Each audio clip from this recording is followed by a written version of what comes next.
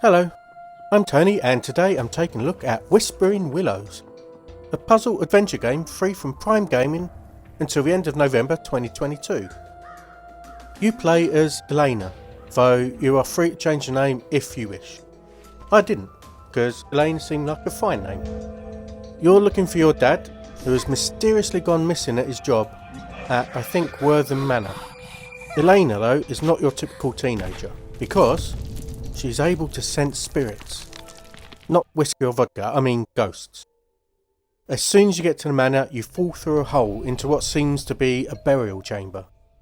And from there you need to work out what is happening in order to find your dad.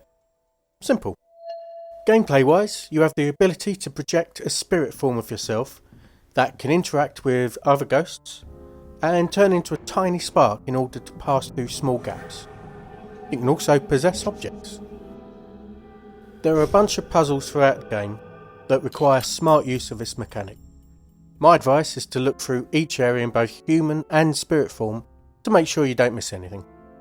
The puzzles are all logical, which are my favourite type, and as long as you read the text that comes up, you'll have more than enough clues to figure things out.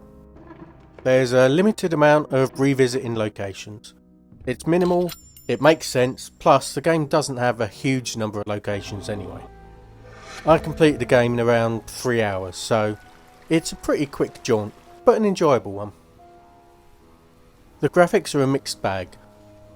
The character sprites are really nicely drawn, the ghost effect one especially so, but their animations are limited.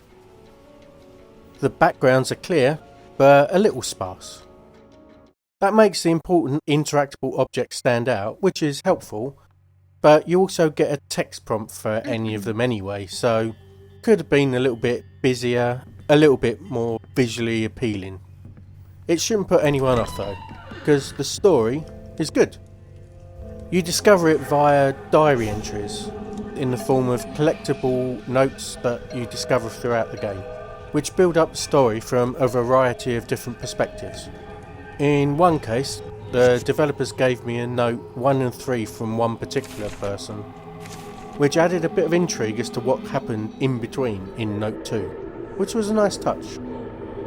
There's an unexpected bit of not platforming exactly, I don't know why Amazon tagged it with that, but time or time independent action that pops up every now and then. A bit of a chase sequence, or these surprise tree grabber things, as I've decided to call them. It doesn't entirely gel with the rest of the game, which is a lot more relaxed and thoughtful, but the consequences for getting killed by them is pretty minimal.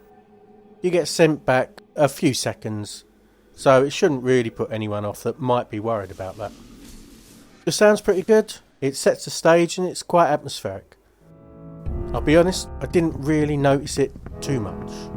I think to its credit, I wouldn't recommend this for kids. It deals with things that aren't really suitable, as talk of murder and torture among other things. However, for any adult that wants to play a puzzler with a good story, I do definitely recommend it. It's a bit of a shame that it's so short. And on that positive note, I'm off. Thanks for watching, and I'll talk to you soon. Goodbye.